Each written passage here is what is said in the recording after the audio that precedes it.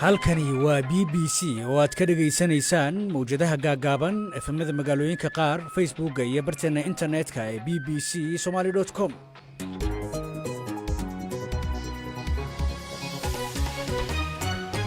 kulanti wacan oo wanaagsan ee khaarta hawada inagala xiriirtahay meel kastood inaga maqlaysaan waa duhurnimo talaadaha 12 bisha abriil sannadda 2022. arrimahan uu barnaamijka duhurnimo idinkugu haynana waxaa ka mid ah saraakiisha bariga Ukraine oo sheegay in dagaal joogto ah ay halkaas kula galaan ciidamada Ruushka xilli labada dhinacba ay ciidamo badan gobolkaas ku daabulayaan. hablo la baxay hooyo kaaba oo Hargeysa gacan ku siiya hooyooyinka danyarta ay meheradahoodii ku gubteen suuqa Waaheen oo ka warbixiyay dareenka hooyooyinka ay la kulmeen. والله dareenkooda markay ku waramayaan wad ilmeynaysaa ama wad ka qiiroonaysaa markii xaaladdu ku sugan ku sheegaan hooyo waxay ku sheegaysaa inay halka kaariyoon ay ku biidi jirtay 16 caruur ah oo agoon ah kadibna xaaladaas wad garan kartaa hooyo kaariyoon ka soo saaraysay 16 qof waxay cunayeen waxay xidhanayeen iyo waxay wax ku baranayaan. iyo badii maxkamadda caalamiga ee cadaaladda ay u xukuntay Soomaaliya oo ay weli Kenya ka faa'iideysanayso.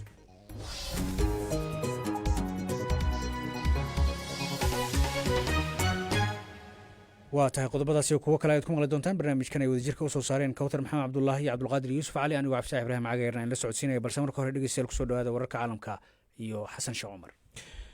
mahadsanid Cabdi Fitaax. Ukraine iyo Ruushka ayaa ciidamo ku daabulaya gobolka Donbas ee bariga dalka Ukraine iyadoo Moscow ay diiradda saarayso weerarada ciidamadeedu ay geysanayaan. gudoomiyaha Donetsk ayaa BBC-da u sheegay in maalintii oo dhan ay dagaal halka ka socdaan maalin walbana ay ka socdaan xadka u dhaxeeya labada dhinac.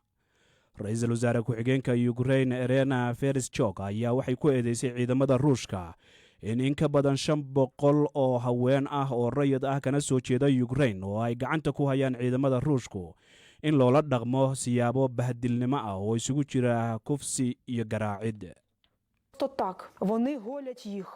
waxa ay ka xiireen madaxa mar walibana waxay ku qasbayeen inay dharka dhigtaan oo ay isqaawiyaan waxay meel kaga dhaceen sharaftooda waan ka warhayaa waxyaabaha ku gadaaman kufsiga wayna ii muuqataa marka waa inaan tallaabo qaadno waa inaan is adkayno oo aan xoojinno jiritaankeenna.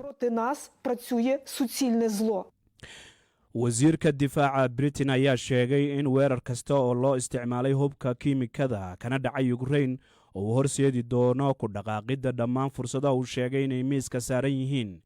James Heaby ayaa sheegay in fursadahaasi ay ka mid noqon karto jawaab ka baxsan NATO.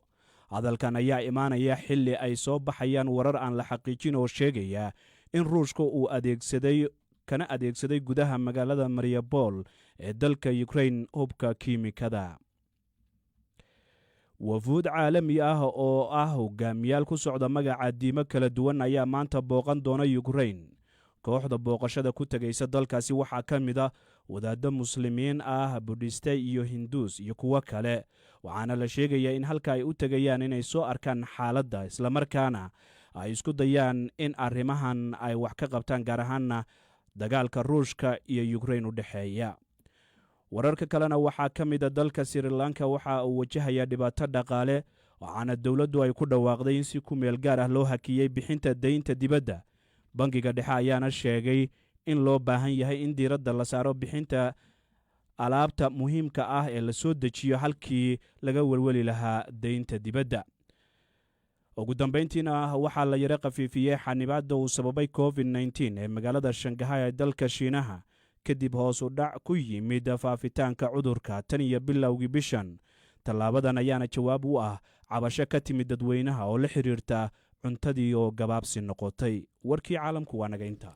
aad baad u mahadsantahay Xasan Sheekh Umar iyo kaasi wararka caalamka ayuu nala socodsiinayay dhegeystayaal u diyaar garooba qaybaha kale ee barnaamijka. aynu ku bilownaa sida aad warka caalamkaba ku maqlayseen Ukraine iyo Ruushka ayaa ciidamo badan oo military waxa ay ku daabulayaan gobolka Donbas ee bariga dalkaasi Ukraine xilli Moscow ay diiradda duulaankeeda u weecisay aaggaasi kadib in ka badan 6 toddobaad markii uu bilowday dagaalka Ukraine. barasaabka gobolka donetsk ayaa isna waxa uu sheegay in ruushku uu guutooyin cusub halkaasi kusoo daabulaya ukrainna waxay sheegtay inay baarayso warar aan la xaqiijin oo sheegaya in ruushku uu gudaha magaalada mariupol ku adeegsaday hub kiimika. faahfaahinta warkanna waxaa inoo haya cabdulqaadir yuusuf cali. maraykanka iyo britain ayaa sheegay inay baarayaan warbixinada la xiriira in ciidamada ruushka ay hub kiimika ah u adeegsadeen in ay ku weeraraan koonfurta magaalo dekedeedka ee ukrain. xoogaga azof ayaa sheegay in ciidamada ukrain ee ku sugnaa maripol uu ku dhegay naqaska kadib markii aaggaasi martay diyaarad kuwa aan duuliyaha lahayn oo laga leeyahay ruushka. afhayeen u hadlay aqalka bentagonka oo ku sugan washington ayaa sheegay in xaaladda si taxadar leh loo kormeerayo. xogayaha arrimaha dibadda ee ingiriiska Liz Truss ayaa sheegtay in UK ay la xisaabtami doonto Kremlinka mar haddii la xaqiijiyo warbixintaasi. waxa ay sheegtay in isticmaalka hubka kiimikada ah uu sii hurin doono dagaalka Ukraine. dhanka kale maamulka Ukraine ayaa sheegay inay baarayaan kiisaska haweenka ay kufsadeen ciidamada Ruushka. waxay diiwaangeliyeen dembiyada lagu soo eedeeyey kuwaasi oo ka mid ah boqolaal kiis oo gabadfal ah oo ka dhana rayidka. wariye ka tirsan BBC-da ayaa dhegaystay qof markhaati ah wuxuuna helay caddaymo muujinaya in haween reer Ukraine ay kufsadeen askarta soo duushay. aqalka Kremlinka ayaa gaashaanka u daruuray in ciidamadooda ay geysteen dembiyo dagaal. Ukraine ayaa ku baaqaysa in la sameeyo maxkamad gaar ah oo ay qaramada midoobay diyaariso si shakhsi ahaan Vladimir Putin loogu qaado eedeymaha dembiyada dagaal ee kufsiga uu ka mid yahay. cabdulqaadir yuusuf cali aad ayuu mahadsan yahay. markana 6 bilood ayaa laga joogaa tan iyo markii maxkamadda caalamiga ee cadaaladda ay soo saartay xukun ay intiisa badan ugu riday dhinaca Soomaaliya ee murankii badda ee dalka kala dhexeeyay Kenya. maxkamadda qaramada midoobay ayaa waxa ay Soomaaliya siisay inta badan aagii lagu muransanaa ee badweynta Hindiya kaas oo dhan 38,000 oo mayl oo isku wareega. saddex xagalkaas ayaa waxaa loo malaynayaa inuu ceegaago shidaal iyo weliba inay qani uu ku yahay dhanka kalluumaysiga. Kenya waxa ay gaashaanka u daruurtay xukunka arrintaas oo sii kiciyey walaaca laga qabay in uu sii halaabo xiriirkii ka dhexeeyay Nairobi iyo Muqdisho. kalluumaysatada ku sugan degmada Lamu ee Kenya waxa ay iyagana wacd ku mareen inaanay dhagjila ku siin doonin xukunkaasi ayna kasii kalluumaysan doonaan aagga lagu muransanaa. wariyaha BBC-da Emmanuel Ugunza ayaa halkaas tagay warbixintan oo Xasan Cali Geeli inala socodsiinaya ayuuna inoo soo diray.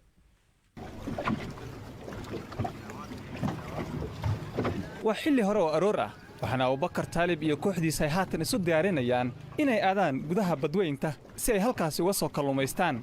ku dhowaad muddo 30 sano ah ayay sidaan samaynayeen maalin kasta. inta aan la bixin ka hor waxay eegayaan qalabka ay wataan sida shabaagta, xargaha iyo inay sitaan cunno iyo shidaal ku filan. Taalib ayaa ogolaaday inuu na tuso xuduudda biyaha ee waddamada Kenya iyo Soomaaliya. biyahaasi oo muddo qarniyo ah qoyskiisa iyo qoysas kale oo degan magaalada Lamu ay noloshooda ku xirnayd. balse haatan oo aan dhaqaaqayno xaaladdu ma ahan sidii hore. qof kastaana halkaasi ma tagi karo. waa inuu qofku u bareeraa inuu ka soo kalluumaysto biyahaasi lagu muransan yahay. dhammaan dooniyahan aad aragto waxa ay ka soo jilaaban jireen biyaha Soomaaliya. hadda waa shaqo la'aan oo kalluumaysatada ma haystaan waxay ku maareeyaan nolol maalmeedkooda muranka labadan wadan awgi. inka badan 70% dhammaan kalluunka lagu iibiyo jasiiradda Lamu waxaa laga soo dabaa biyahaasi lagu muransan yahay ee ku yaala badweynta Hindiya. aaggaasi ayaa qani ku ah noocyada kala gedisan ee kalluunka. waana sababta kalluumaysatada sida Taalib oo kale ay u arkaan meeshaasi inay tahay meel aad muhiim ugu ah noloshooda.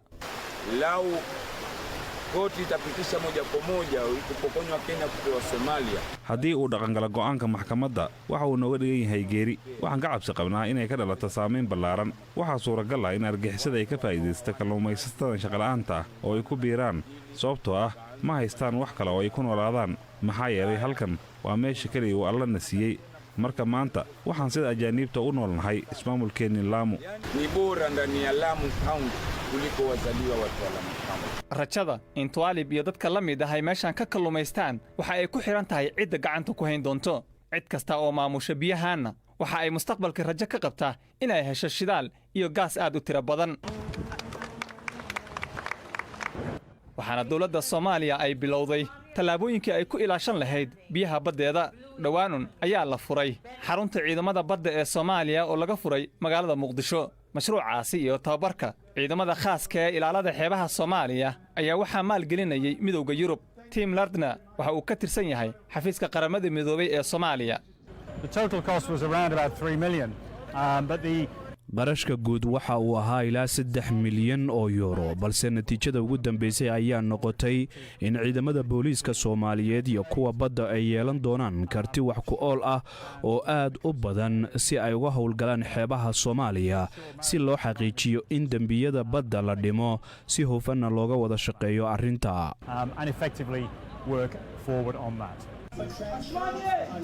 Haddii aan dib ugu laabanno magaalada Lamu waxaan halkaasi kula kulannay Bwana Shishi oo ah ruugcada kalluumaysato ah waxa uuna haatan miisaan saaraya wixii uu maanta soo qabsaday. Maalintu waxay u ahayd mid wanaagsan oo muddo yar oo saacadaha oo ku jiray badda gudaheeda waxa uu soo helay in ka badan 800 oo kiilo oo kalluun ah. hase yeeshee su'aalo badan ayaa weli ku gaadaaman mustaqbalkiisa iyo kalluumaysatada kaleba.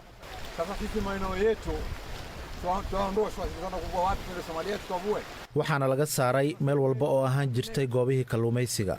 ma hayno wax kale oo aan ka ahayn inaan ku sii soconno biyaha hadda la siiyey Soomaaliya sababtoo ah ma jirto wax kale aan samayno.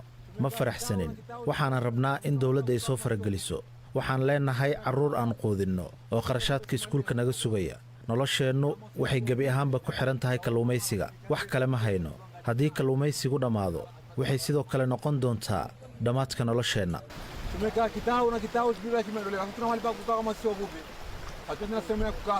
sanadkii 2018 maxkamad ku taala Kenya ayaa dawladda Kenya ku amartay inay magdhow siiso kalluumaysatada reer Lamu isla markaana ay u raadiso shaqo kale oo ka duwan mid ay haatan hayaan. 4 sano ayaa haatan ka soo wareegtay xukunkaasi. ilaa haatanna dawladda Kenya ma aysan furin go'aankaasi.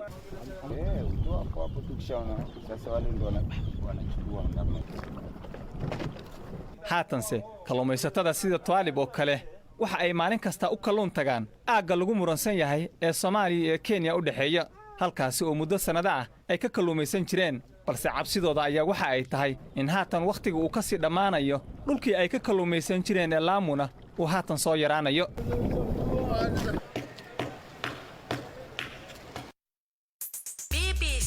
BBC waxaad ka heli kartaa wararkii ugu dambeeyay ee Soomaaliya iyo caalamka oo dhan maalin walba. haatanna magaalada Hargeysa halkaas oo hablo la baxay hooyo kaaba oo gacan dhaqaale u fidiya hooyooyinka danyarta ee ay meherahooda ku gubteen suuqa Waaheen ay ka warbixiyeen dareenka hooyooyinkaas. kooxdan ayaa waxay sheegtay in hooyooyinka ay ilmeeyaan markay dhaqaalaha ay dadka ka soo ururiyeen ay guddoonsiinayaan maadaama inta badan dadka danyarta ah ee ay dabkoodu uu damay markii suuqaasi uu gubtay aanay jirin cid hoos u egtay sida ay kooxdaasi sheegtay. haddaba Kaaba Axmed Caydiid waxay ka mid tahay gabdhaha hormuudka u ah ololaha hooyo kaaba. khadka taleefanka ee Hargeysa ayaan kula xiriiray waxaan marka hore weydiiyey waxa uu yahay barnaamijkoodan waxaanay ku jawaabtay. dadka suuqa ay wax kaga gubteena 2 qaybood bay u qaybsamayeen oo waxay ahaayeen qoladii ay wax u kala hadheen oo ama account lacag ku shubtaan ama branchiyo kala halahaadaane iyo qolo kale oo iyaguna aan waxba uga dambeyn oo 12 sano iyagoo fadhiya haddana aan waxba dhigaala aan lahayn kaliya tan maalmeedkooda ka heli jiray kuwaasoo caruur ku biilan jiray ama nafahooda oo aan wax uga dambeeyaa jirin. anagu waxaan awood saaraynay marka kuwa wax uga dambeeya aan jirin wixii ka gubtay anaga oo gaarsiinay maanta weerarsa sidoo kale waxaan bixinay lacago dollar ah. maalintii labaad waxaan bixinay lacago laan ah Soomaaliland shilin ah. 2 cisho kadib markaan filcelin wanaagsan aan weynay oo ahayd inay maamulka isbedel ku sameeyaan lacagtaan siinay oo aan ugu cudur daarayna in hooyadaas aan lacagta siinay haddii doonto ay deyn isaga bixisay hooyada dhulka fadhideen lacagta siinay ee aan kula balanay dhulka ka kacdo. 2 cisho kadib markaan ku noqonay hooyadii sidii dhulka u fadhida aan weydiinay maxaa dhulka uga kici weeday waxay odhanaysay lacag ma haysto. hadda shalay ama daraado kalena lacag baan siinay. marka qorshihii baan bedelay waxaan bixinay kaariyoono iyo dawaaro taasoo ah qofka inaad lacag siiso waxa uga qiimo badan inaad siiso wuxuu ku ganacsanayay oo nolol maalmeedkiisa kula soo baxayay. dhaqaalahaas aad alaabahaas ku gadeen xageed ka keenteen? waa su'aal fiican runtii walaalo. dhaqaalahaas waxaan ka keenay Facebook live ayaan soo galay oo aanu dadka ugu bandhigaynay inaan u qaadaamayno dadka danyarta ah. marka lacaguhu waxay naga soo gaadheen dad aad u tiro badan dad intaasoo wadan caalamka kasoo kala hadlayay oo aan la soo tiro koobahayn. ilaa hadda maxaad qabateen marka? 50 hooyo ayaan wax gaarsiinay ama 50 reer ayaanu dab u shidnay saan oran karno. reerahaas oo wax alaale waxay haysteen ay ka raaceen dabkii ka kacay magaalada Hargeysa gaar ahaan suuqa Waaheen. 50 ka hooyo kamid ah lacag aanu siinay 30 kamidana 20 kaariyoonayaal iyo lacag baanu siinay wax ku saartaan 10 ka midna dawaaraanu siinay si ay noloshooda halkii uga sii socoto. dadka markaad u tagtaan qaabkeed waxaad u wadaan ku siisaan? qofkii waan la fadhiisanaa 2-3 qof baan ugu tagnaa sidii qof wax ka iibsanayaan iska dhignaa markaanu ka baayacno ay alaabtina siiyaan xaqii ka sugayeen inaanu $1 ama $2 ama 10,000 laan ahaa inaanu siino aan wax kaga iibsanay ayaanu lacagta badan ama $ka ama laanka kan ugu soo talagalay aanu ugu dhexrinaa bacdi ay noogu ridaysay alaabta. kadibna waad ka tagtaan alaabtii xitaa? kadibna waa ka tagnaa alaabtii waxa bacdaa leh baan ku nidhahnaa kadibna hooyooyinka qaar baa ilmeeya oo ooya qaar baa u qaadan waaya. marka dadkaas markaad u tagtaan ee aad waxaad u wadaan siinaysaan dabcan dareenkooda ayay idinla wadaagaan, dareenkooda siduu ahaa? walaahi dareenkooda markay ku waramayaan waad ilmeynaysaa ama waad ka qiiroonaysaa markay xaaladdu ku sugayiin kuu sheegaan. hooya waxay kuu sheegaysaa inay halka kaaryoon ay ku biidi jirtay 16 caruur ah oo agoon ah. kadibna xaaladaas waad garan kartaa hooyo kaaryoon ka soo saaraysay 16 qof waxay cunayeen waxay xidhanayeen iyo waxay wax ku baranayeen. qaar baa waxay lahaayeen caruurteeda kaliya ta waxaan u helaa waxay wax ku cunaan ee waxbarasho ma dadka danyarta ah ee ay dhibaatada ka soo gaartay dabkii ka kacay suuqa waahayn waa ay badan yihiin. marka ma qayb gooni ayaad xulateen mise dadkao dhan inaad gaartaan baad doonaysaan? baahidu horta mar walba way joogtaa. dadka ay dhibaatada halkaa kasoo gaadheen ma aha dad ama ka tukaa qof ah ama 2 laab ama 3 laab ah, waa dad aad u tiro badan oo kumanaan qof ah. marka maadaama anagu intii aan awoodeynay aan hadda wax gaarsiinay wejigii koobaadna aanu shalay kusoo xidhnay isla maantaba halkii waxaanu ka amba qaadnay wejigii labaad annaga ka gruub ahaan hooyo kaab oo aanu hadda markii hore aanu ku bilownay dhalinyaro ilaa 12 qof ahayd. markii dambena aanu ahayn 6 hablood aanu isugu soo hadnay 6 hablood oo shaqada intii ugu badneed qabtay oo suuqa gelika hore suuqa wareegaysay xoga xaqiiqa u helaan dadkan lacagaha siinayno. marka weli waan wadnaa isla maamulkadana kula hadlayo suuqa ayaan ka soo baxay. waxaa ii ballansan hadda saacad kadib hadii la yiraahdo walaalo reer Suudaan oo aan fursadan uga faa'iideysanay inuu mahad celinayo oo la yiraahdo walaalaha isjecel lacag ay soo direen oo ay soo wakiisheen inaan u qaybiyo 18 hooyo oo duruufaysan oo marxaladaas adag ay soo wajahday. taasi waxay ahayd Kaaba Axmed Ciidiid oo khadka taleefankii ugu waramaysay. markana meel ka baxsan xeebaha magaalada Cadan ee wadanka Yemen ayaa waxaa la soo sheegayaa inay ku gubatay dooni u lahaa ganacsade reer Soomaaliland ganacsato kale oo isla deegaankaasi aan ay u rareed. doontaas waxaa saarnaa hanti lagu qiyaasay in ka badan $1 milyan Mareykanka ilaa iyo haatanna lama oga waxaa sababay inay gubato. haddaba Mustafa Ibraahim Ciise waa ganacsadihii ay u rareed inta badan doontaasi gubatay. Xasan Galayr oo Hargeysa kula kulmay ayuu u waramay. waxaanu ka mid ahay mulkiilayaasha ay kaga gubatay doontu wadanka Yemen gaar ahaan Cadan. waxaanu doontaa ka soo rarnay Cadan baanu ka soo rarnay waxaanu soo saarnay shixad subaga iyo caana isku jira oo 20,000 subaga iyo 7,000 caana. waxaa kaloo saarnaa 5,000 karto oo markaa anagu aanan ka warhayn laakiin ganacsada kale leeyahay. doontaasi anagii dhammaanteed noo rarnayd dee wixii ilaahay qadaraa waa ilaahay baa keeno dee marka hore waa ilaahay baa keenay alaabtan. waxaanu ka sugaynaa ilaahay inuu cawad khayr qaba naga siiyo. marka hore dab baa qabsaday baa la yidhi doontaasi. kadibna waxa aanu u dirnay oo qolada inkaan cali ducaale ee Somalilanderka doonta lihi uu u diray bal in la rescue gareeyo. waxa tagay taagi markii uu baktiyay doontii la baktiyay waxay yiraahdeen jiida oo geeyayn tuulo yar oo u dhow si loo garanaysa halka loogu eego way degtay. markaa hanti intee lag baa adiga Mustafa ahaan ka saarneed doontaas? doonta waxa saarnaa xoolo exactly $716,000 baa aniga iga saarnaa. inanka kale Soomaaliga wali aanan xaqiiqsan magaciisana 5,000 kartoon baa ka saarnaa. ninka ganacsadaha ee reer Somaliland ee doonta lahaana doontu saasi kaga gubatay. dee wax walba waa qadar Allah oo wixii ilaahay keeno la dhaafi kari maayo. doontu dekedeebay ka soo sharaacatay? waxay ka soo sharaacatay wala dekada Cadan bay ka soo sharaacatay 5 galabnimo ilaa 4 barkii bay ka soo baxday. markay xogaa ka socotay ilaa kiiloomitir adugu ilaa 2 miles bay yiraahdeen ayuu dabku ka kacay. dabka wax kooskariyay ilaa imika ma hayno laakiin doonta dabkaasa kooskariyay. doontu doon weyn oo 650 tan ay ahayd. marka sida warka imika hordhacay aanu hayno waa intaa. yaa soo gurmaday dadkan soo gurmaday ee aad leedahay way baktiinayeen? marka waxa soo gurmaday cidda shirkad weyn oo aanu la macaamilo ayuu meesha horta base weyn ku leh. macaamilo badan oo kalena de waanu lahayno meesha waxaanu hayn muddo dheer baanu ka shaqaynaynay wadanka Yemen. marka influence badan baanu isticmaalnay bal sidii doonta horta loo badbaadin lahaa ee loo bakhtiin lahaa laakiin qadarka alla kumay dhicin in lagu guulaysto run ahaantii way bakhtiyeen oo mishinkii hore ayaan ugu talagalay way bakhtiyeen laakiin damage weyn baa marka hore sii gaadhay doonta oo xagga hoose ka gaadhay dabeetana markii habeenimana runtii way noqotay oo waxaa yaraaday ma garanaysaa dee is araggii iyo waad garanaysaa waddan dee meel aduu iska tuula ah kadibna dagaalana ka socdaan oo aan infrastructure-kii waxaasoo dhammi aanu dhammaystirnayn run ahaantii taasaa sii kaliftay inay doontaasi sii degto waayo markii la jiidayba isla markiiba doontu way degtay si ay warka noogu sheegeen in hordhac ah subag iyo caanaha saarnaa baa tidhi subaggaa iyo caanahaas bal u faahfaahi bulshada subagu waa subagaanu halkan in lagu isticmaalo in riijinka lagu isticmaalo caanahana waxaa lagu isticmaalaa somalilan hoostuu yaallay caanuhuna xagga sare yaalleen markaa run ahaantii dee waa qadar allown waa waxaanu ka soo rari jirnay muddo dheer baanu ka soo rari jirnay oo dee aanu kusoo nabadgelaynay waa caanahan moorkaa inta badan waa caanahan caadiga ah ee ku jira qardaaska yar ee dee 250 milya dee caadi loo cabo ee Soomaalidu cabto caanaha weeyaan waa caanaha alhana la yiraahdaa suuqa Soomaaliland aad baa looga isticmaalaa waa caana aanu imika aad u keenaynay intan dambe subaga isaga long time baanu keenaynay waa subag dee ummadoo dhamiyo og tahay oo aanu tirooyin badan ka keenayno dee qadarka luun baa dhacay wixii ilaahay soo doonana dee qof bilaadan oo joojin karaa ma jiro laakiin dee waynaanu samirno kaasi waxa uu ahaa mustafa ibraahim ciise oo u ranayd doontii ku degtay dhanka iyo cadan oo u warramaya xasan galeer markaanse baafinta maanta waxaa stuudiyaha b b c da nairobi si toosa idinkaga soo tabinaya anigoo ah jamaal axmed cabdiraxmaan iyo fartuun ismaaciil fartuun mahadsanid jamaal baafinta ugu horreysay maanta waxay naga soo gaartay muslime maxamed aadan waxay baafinaysaa ibraahim maxamed aadan waxaa u wardambeysay isagoo ku sugan baardheer sanadii 1991 haddaba haddii uuna maqlayo ibraahim maxamed aadan ama ay jirto cid garanaysa fadlan warkiisa hala gaarsiiyo muslime maxamed aadan iyadoo wixii waraa loo sii marsiin karo xafiiska baafinta bisha cas ee ku leedahay malkaadiida siyaad kuusow gaaya waxa uu baafinayaa faadumo kuusow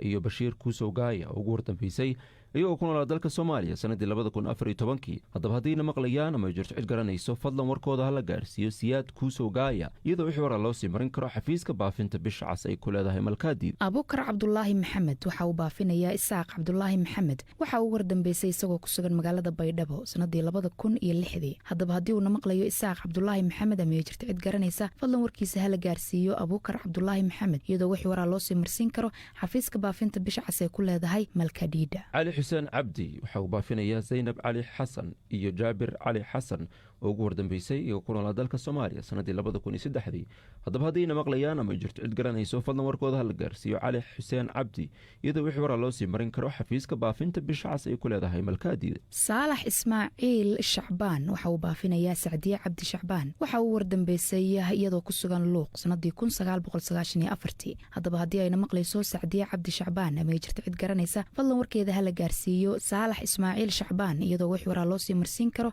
xafiiska baafinta bisha cas ee ku leedahay malkadhiidha xasan cumar aadan waxa uu baafinayaa fardooso cumar aadan iyo fartuun cumar aadan iyo mahad cumar aadan oo ugu wardambeysay iyagoo ku noolaa dalka Itoobiya sanadii 2000 haddaba haddayna maqlayaan ama jirto cid garanayso fadlan warkooda hala gaarsiiyo xasan cumar aadan iyadoo wixii waraa loo sii marin karo xafiiska baafinta bisha cas ay ku leedahay malkaadiida xaawo isaaq cabdi waxa ay baafinaysaa aadan isaaq cabdi waxa uu wardambeysay isagoo ku sugan magaalada baydhabo sanadii 2006 haddaba haddii uuna maqlayo aadan isaaq cabdi ama ay jirto cid garanaysa fadlan warkiisa hala gaarsiiyo xaawo isaaq cabdi iyadoo wixii waraa loo sii marsiin karo xafiiska baafinta bisha cas ee ku leedahay malkadhiidha maxamed xuseen cabdi waxa uu baafinayaa xaliimo yuusuf cabdi oo ugu wardambeysay iyadoo ku noolay dalka Soomaaliya sanadii 1990 haddaba haddayna maqlayso xaliimo yuusuf cabdi ama ay jirto cid garanayso fadlan warkeeda hala gaarsiiyo maxamed xuseen cabdi iyadoo wixii waraa loo sii marin karo xafiiska baafinta bisha cas ay ku leedahay boqol maanyo maxamed aadan xuseen waxa uu baafinayaa faarax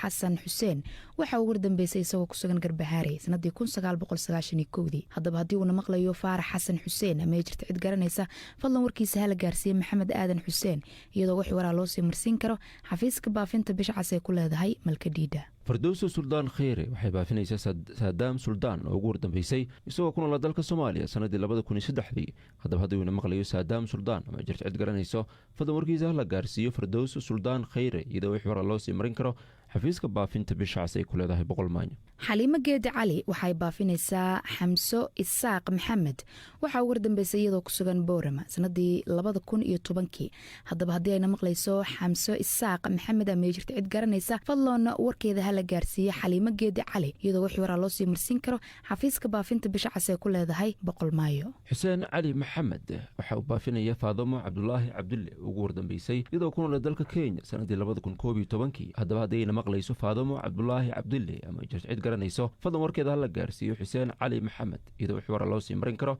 xafiiska baafinta bisha cas ay ku leedahay qabri bayax. faysal guhaad guudow waxa uu baafinayaa dadka kale ah cabdiyo cali guudow iyo maxamed cabaas guudow waxa uu wardambeysay iyagoo ku sugan muqdisho sanadii 2000 haddaba haddii ayna maqlayaan cabdiyo cali guudow iyo maxamed cabaas guudow ama jirta cid garanaysa fadlan warkooda hala gaarsiiyo faysal guhaad guudow iyadoo wixii waraa loo sii marsin karo xafiiska baafinta bisha cas ee ku leedahay malkadhiidha. faadi nuurdiin isaaq waxay baafinaysaa cabdulaahi macalim isaaq iyo xamdi macalim isaaq ugu wardambeysay iyagoo ku noolaa dalka Soomaaliya sanadii 2012 haddaba haddayna maqlayaan ama jirta cid garanayso fadlan warkooda hala gaarsiiyo faadi nuurdiin isaaq iyadoo wixii waraa loo sii marin karo xafiiska baafinta bisha cas ay ku leedahay dowlad deegaanka Soomaalida Itoobiya. faadumo maxamed nuur waxay baafinaysaa aadan maxamed nuur waxa uu wardambeysay isagoo ku sugan baydhabo sanadii 2009 haddaba haddii uu na maqlayo aadan maxamed nuur ama jirta cid garanaysa fadlan warkiisa hala gaarsiiyo faadumo maxamed nuur iyadoo wixii waraa loo sii marsin karo xafiiska baafinta bisha cas ee ku leedahay malkadhiidha. caasho cumar cabdirasaaq waxay baafinaysaa cabdirasaaq cumar baashow ugu wardambeysay isagoo ku noolaa dalka Soomaaliya sanadii 2014 haddaba haddii uu na maqlayo cabdirasaaq cumar baashow ama jirta cid garanayso fadlan warkiisa hala gaarsiiyo caasho cumar cabdirasaaq iyadoo wixii waraa loo sii marin karo xafiiska baafinta bisha cas ay ku leedahay dowlad deegaanka Soomaalida Itoobiya. saruure aadan hilowle waxay baafinaysaa maxamuud cabdulaahi hilowle waxa uu wardambeysay isagoo ku sugan baardheer sanadii 2018 haddaba haddii uu na maqlayo maxamuud cabdulaahi hilowle ama jirta cid garanaysa fadlan warkiisa hala gaarsiiyo saruure aadan hilowle iyadoo wixii waraa loo sii marsin karo xafiiska baafinta bisha cas ee ku leedahay malkadhiidha.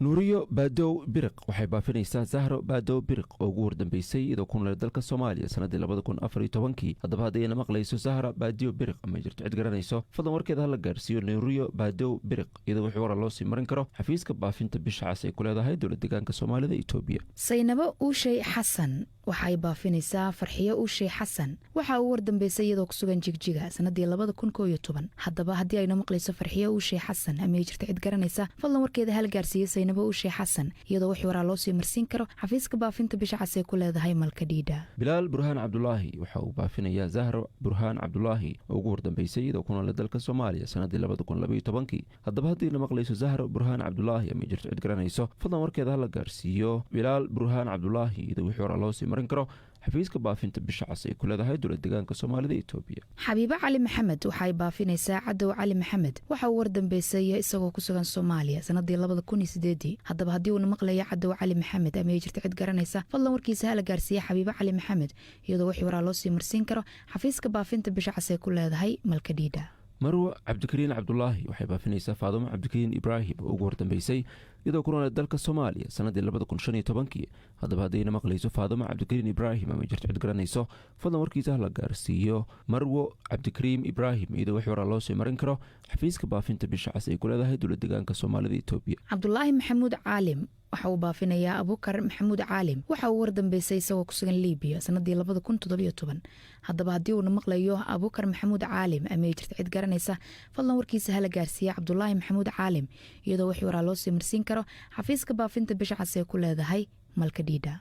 cabdiqaadir cabdulaahi cabdi wuxuu baafinayaa xamdi cabdulaahi cabdi oo ugu wardambeysay iyadoo ku nool dalka Soomaaliya sanadii 2011 haddaba haddayna maqlayso xamda cabdulaahi cabdi ama jirta cid garanayso fadlan warkeeda hala gaarsiiyo cabdiqaadir cabdulaahi cabdi iyadoo wixii waraa loo sii marin karo xafiiska baafinta bisha cas ay ku leedahay dowlad deegaanka Soomaalida Itoobiya. xabiibo cali maxamed waxay baafinaysaa isaaq cali maxamed waxa uu wardambeysay isagoo ku sugan baydhabo sanadii 1991 haddaba haddii uu na maqlayo isaaq cali maxamed ama jirta cid garanaysa fadlan warkiisa hala gaarsiiyo xabiibo cali maxamed iyadoo wixii waraa loo sii marsin karo xafiiska baafinta bisha cas ee ku leedahay malkadhiidha. carab maxamed cabdi waxa uu baafinayaa cabdi carab maxamed oo ugu wardambeysay isagoo ku noolaa dalka soomaaliya sanadii 2009 haddaba haddii uuna maqlayo cabdi carab maxamed ama jirto cid garanayso fadlan warkiisa la gaarsiiyo carab maxamed cabdi iyadoo wix waraa loo sii marin karo xafiiska baafinta bisha cas ay ku leedahay dowlad deegaanka soomaalida Itoobiya. cabdirasaaq maxamed cali waxa uu baafinayaa aadan xasan cali waxa uu wardambeysay isagoo ku sugan Kismaayo sanadii 1991 haddaba haddii uuna maqlayo aadan xasan cali ama jirto cid garanaysa fadlan warkiisa la gaarsiiyo cabdirasaaq maxamed cali iyadoo wix waraa loo sii marsiin karo xafiiska baafinta bisha cas ay ku leedahay Malkadhiidha. saalax cumar cilmi waxa uu baafinayaa xuseen cabdi cilmi oo ugu wardambeysay isagoo ku noolaa dalka Soomaaliya sanadii 1991 haddaba haddii uuna maqlayo xuseen cabdi cilmi ama jirto cid garanayso fadlan warkiisa la gaarsiiyo saalax cumar cilmi iyadoo wix waraa loo sii marin karo xafiiska baafinta bisha cas ay ku leedahay dowlad deegaanka soomaalida Itoobiya. farxiye xasan cali waxa ay baafinaysaa xasan cabdi maxamuud waxa uu wardambeysay isagoo ku sugan Hargeysa sanadii 2000 haddaba haddii uu maqlayo xasan cabdi maxamuud ama jirto cid garanaysa fadlan warkiisa la gaarsiiyo farxiye xasan cali iyadoo wix waraa loo sii marsiin karo xafiiska baafinta bisha cas ay ku leedahay Malkadhiidha. baafinta ugu dambeysay maanta waxay naga soo gaartay carab maxamed cabdi waxa uu baafinayaa cabdiweli maxamuud oo ugu wardambeysay isagoo ku noolaa dalka Germany sanadii 2000 haddaba haddii uu maqlayo cabdiweli maxamed ama jirto cid garanayso fadlan warkiisa la gaarsiiyo carab maxamed cabdi iyadoo wix waraa loo sii marin karo xafiiska baafinta bisha cas ay ku leedahay dowlad deegaanka soomaalida Itoobiya. baafintiina waa naga intaa. idaacaddiina inta ayaan kusoo gabagabaynayaa waxaynu balanaa 5 galabnimo inta ka horeysa nabadgelyo.